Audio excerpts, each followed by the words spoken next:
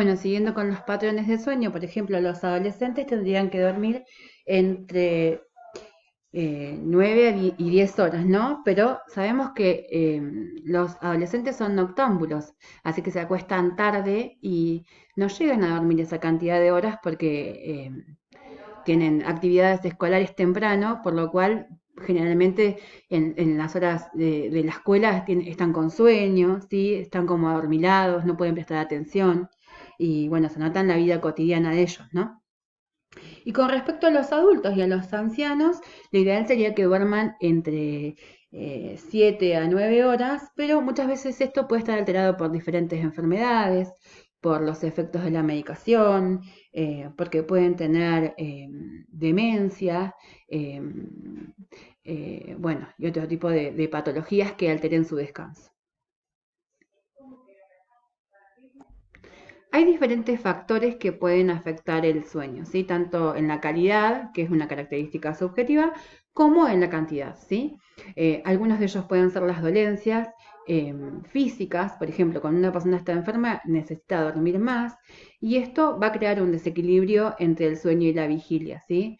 Estas dolencias pueden estar relacionadas con problemas respiratorios como congestiones o secreciones, ¿sí? O disnea, problemas gástricos, cuando una persona tiene pirosis, lo que conocemos como acidez, úlceras o dolores abdominales, problemas endocrinos, ¿sí? El hiper o el hipotiroidismo modifican el sueño y la calidad del sueño, y las mujeres en la menopausia, ¿sí? Por el descenso de los estrógenos también disminuyen su calidad de sueño. Otra cosa que puede afectar es la temperatura corporal, ¿sí? Si la persona está con fiebre, va a afectar su calidad del sueño. Y la diuresis de la persona también puede afectar la calidad del sueño, porque una persona que tiene que levantarse más de una vez al baño durante la noche, se va a tener que despertar más veces y volver a reiniciar todos los ciclos del sueño. Otro factor puede ser el entorno, ¿sí? La ausencia o la presencia de estímulos. Cuando decimos ausencia es esa persona que está acostumbrada a dormir con determinados ruidos, y la presencia se puede dar por dormir en un lugar extraño, como por ejemplo en un lugar, en un centro hospitalario o en un centro de salud donde es ruidoso, ¿sí? El lugar. En algunas instituciones se bajan las luces, se disminuye la actividad y el ruido en las horas del sueño. La temperatura del entorno, la ventilación del lugar también afectan a la persona, y los niveles de luz, ¿sí? Por ejemplo, si hay mucha iluminación, como por ejemplo en las terapias intensivas donde siempre hay luz artificial, la persona también no se puede acostumbrar a esa luz y no puede descansar, ¿sí? No puede normalizar su ciclo de vigilia y sueño. Y con respecto también a la comodidad de la cama, ¿sí? Dormir en una cama que no es tuya o con una almohada que no es tuya también puede alterar tu descanso. El estilo de vida, ¿sí? Em, el horario, ¿sí? En el que descansa. Por ejemplo, una persona que tiene trabajo con turnos rotativos o trabaja en el turno noche, esa persona va a hacer que tenga alterado su ritmo de vigilia-sueño, ¿sí? Que haga actividad física, el horario en el que hace la actividad física. Si lo hace muy tarde, a la tarde, por ejemplo, está como más estimulado, entonces le va a costar más conciliar el sueño. El estrés es uno de los factores más importantes, de hecho es la primera causa, ya sea laboral, escolar, familiar, va a hacer que aumente la ansiedad, que aumente la concentración de norepinefrina, lo que hace que se aumente la actividad simpática cerebral, y esto hace que disminuya el sueño profundo y el sueño REM. Otras alteraciones pueden ser los estimulantes, el alcohol, como la cafeína, ¿sí? Como hablábamos, que se unen a los receptores A1. El alcohol altera el sueño REM, ¿sí? Lo adelanta y provoca que la persona esté más irritable, que tenga pesadillas, ¿sí?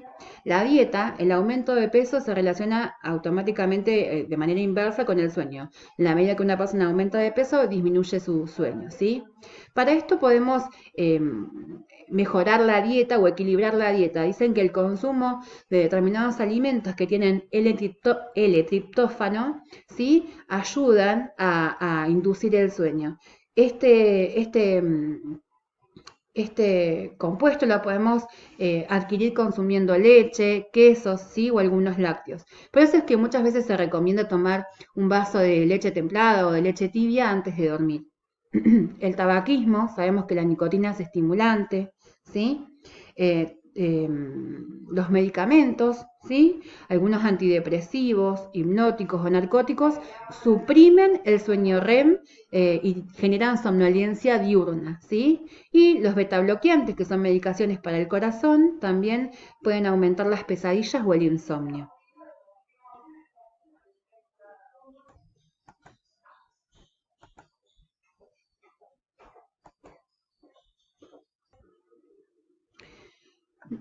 Los trastornos del sueño están catalogados de acuerdo a los síntomas, ¿sí? Ellos pueden ser insomnio, somnolencia diurna, ¿sí? Excesiva, o también las parasomnias, que son conductas que pueden interferir en el sueño o incluso producirse dentro del sueño, ¿sí? Dentro del insomnio, o lo que conocemos como insomnio, es la incapacidad para quedarse dormido o permanecer dormido, ¿sí? Es uno de los más frecuentes, ¿sí? Los factores de riesgo son la edad, ¿sí? A medida que aumenta la edad vamos a tener más posibilidad de tener insomnio, y el sexo, que esto se da más comúnmente en las mujeres, ¿sí? También el insomnio puede ser agudo si es que dura 1 o 2 noches y después la persona recupera su ritmo normal de sueño, o va a ser conocido como crónico cuando dura más de un mes, ¿sí? Puede pasar que la persona pase estos periodos prolongados de privación del sueño y que luego recupere su ritmo normal. Con respecto a la somnolencia diurna, podemos tener hipersomnia, narcolepsia, apneas del sueño y faltas de sueño, ¿sí? Con respecto a las apneas del sueño, podemos decir que pueden ser o obstructivas o centrales o mixtas, ¿sí? Estas son pausas en la frecuencia respiratoria breves durante el sueño, y se puede diagnosticar como apnea del sueño cuando hay 5 pausas de 10 segundos o más en 1 hora. Esto lo podemos ver en síntomas como ronquera, cefaleas matutinas, problemas de memoria o de cognición, y la persona puede despertarse varias veces durante la noche o estar más irritable, ¿sí? Cuando hablamos de hipersomnia, es esa persona que duerme por la noche bien, ¿sí? Tiene un ritmo de descanso normal, entre 7, 8, 9 horas, pero que durante el día no se puede mantener despierto y necesita sí o sí hacer varias siestas al día, ¿sí? Porque se siente cansado. Esto se puede deber a trastornos renales, hepáticos, metabólicos, ¿sí? Y la narcolepsia es por la ausencia de hipocretina, ¿sí? En el sistema nervioso central, y lo que hace es que la persona tenga crisis de sueño o somnolencia diurna excesiva. Todo el tiempo tenga sueño o esté como adormilado, ¿sí? Estas personas, lo que les sucede generalmente es que el sueño REM se adelanta, ¿sí? Por la noche, y hace que no llegue al sueño profundo del NREM.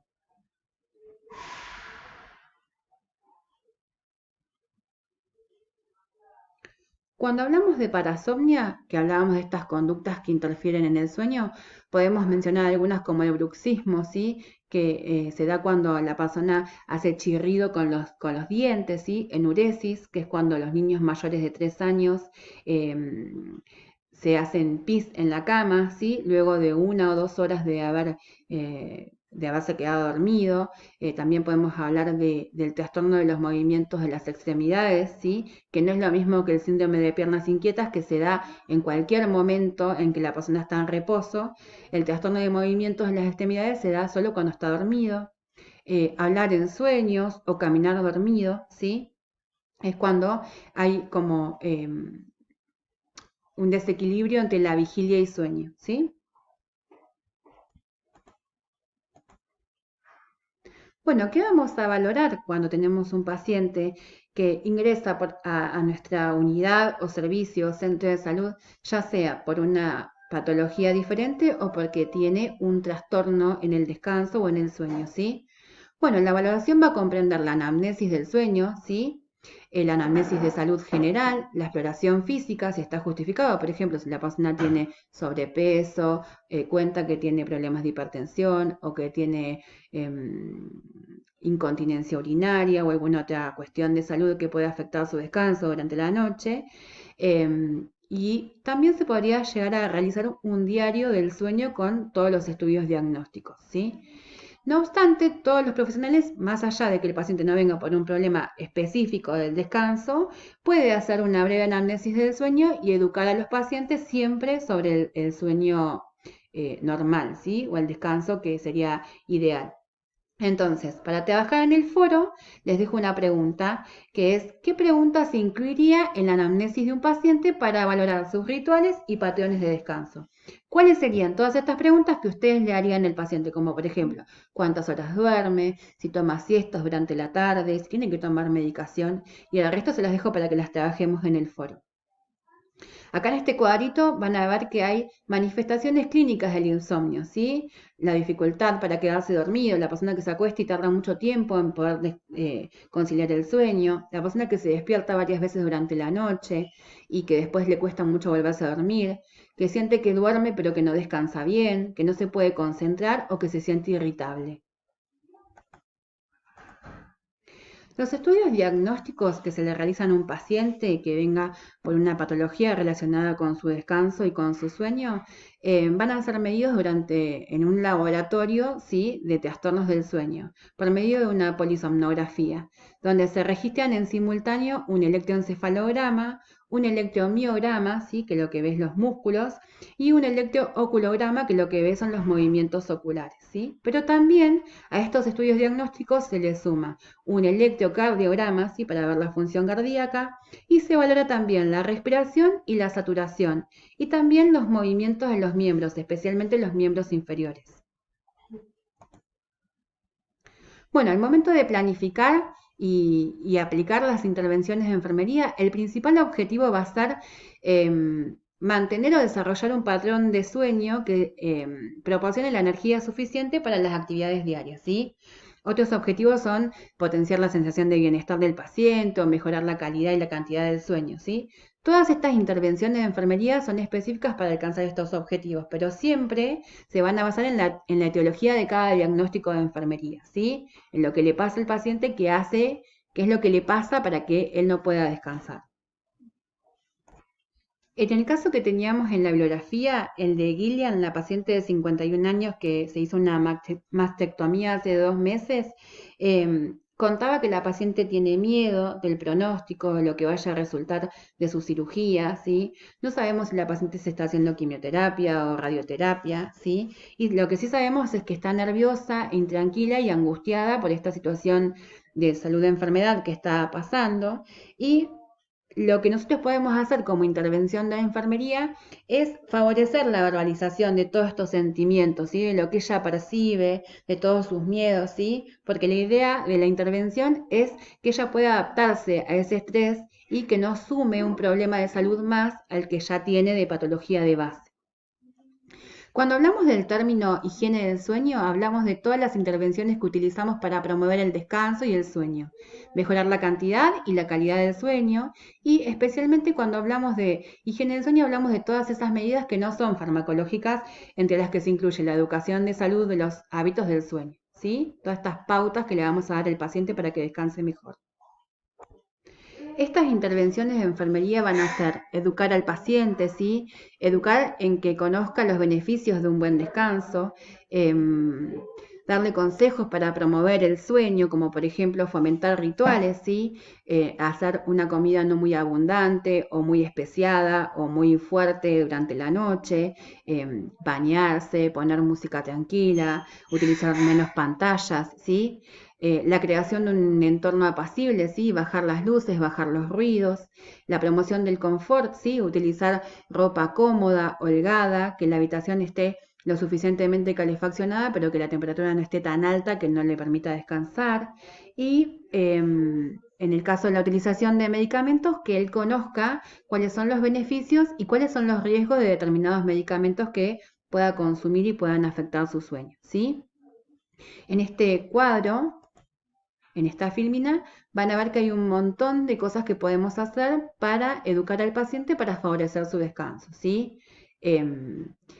Tomar siestas breves, por ejemplo, si tiene problemas para quedarse dormido, establecer un horario regular para descansar, tratar de no pensar en los problemas del trabajo o familiares justo antes de acostarse, hacer ejercicio para reducir el estrés, usar la cama solo para dormir, ¿sí?